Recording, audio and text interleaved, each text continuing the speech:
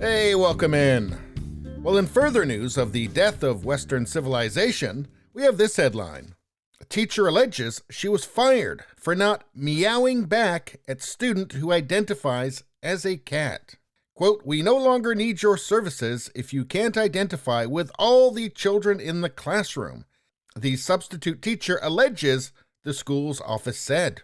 Now, of course, not that long ago, nobody would have believed this because it's too ridiculous. These days, I think you have to assume it's true. So I guess this is the end game of modern leftism. Just all of the sane people get fired, right? They all get canceled. I mean, this teacher was so cruel to this poor child.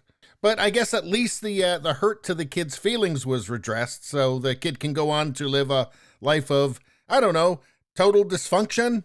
But anyway, let's take a look at this video from the teacher.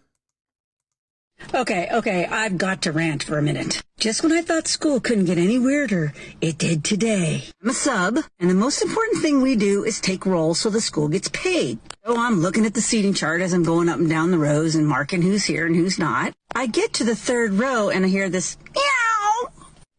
Excuse me? Excuse me? I start looking on the ground. Go to the fourth row, everything's good. Go to the fifth row, everybody's there. Then I hear meow. I'm like, okay, what's up with that? Who's doing it? And this little girl in the very front row says, "You have to meow back at him. He identifies as a cat."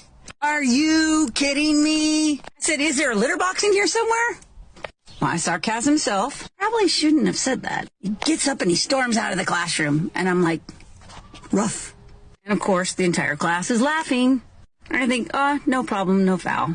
I go to the office, you ready for this? To check out. They said, "We no longer need your services if you can't identify with all the children in the classroom." And you wonder why they don't have any subs.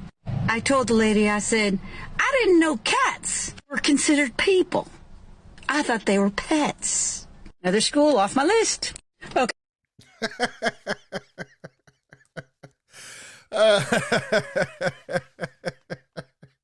She goes rough as the kid storms out.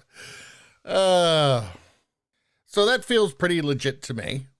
I'm willing to believe her because I look at the news and I know how insane Western civilization has gotten. I mean, if this is what empathy is, maybe we need to do less of it, frankly, because it's not a kindness. It's not a kindness to pander to a child's narcissism or mental illness. I mean, maybe this kid's just pranking everybody. Who knows? But either way, it's not a kindness. I mean, what if a kid decides that they're a cactus? Does everybody have to pretend they're a cactus? What if a kid decides that they're Napoleon? Do you have to pretend the kid's Napoleon? What if they decide that they're an alien? Do you have to pretend they're an alien? Just culturally, this seems suicidal. Encouraging this level of dysfunction in the people who are going to be taking over one day seems like a real mistake. I mean, the teacher, she joked, "Is there a litter box in here?" Well, why shouldn't there be? I mean, apparently that kid's a cat. Everybody has to pretend they think that anyway. It just seems like maybe you shouldn't teach kids to be delusional in school. Maybe it's a bad idea. You know, we're supposed to grow out of our flights of fancy. I mean, if things keep going like this in a few decades, people will go to the polls to choose between a dinosaur and transformer. I mean, look at this. When she went to the office, "We no longer need your services if you can't identify with all the children in the classroom." Okay, the kid's not really a cat. Do you not get that? I mean, you've got adults that are afraid of telling a kid that they're not really a cat.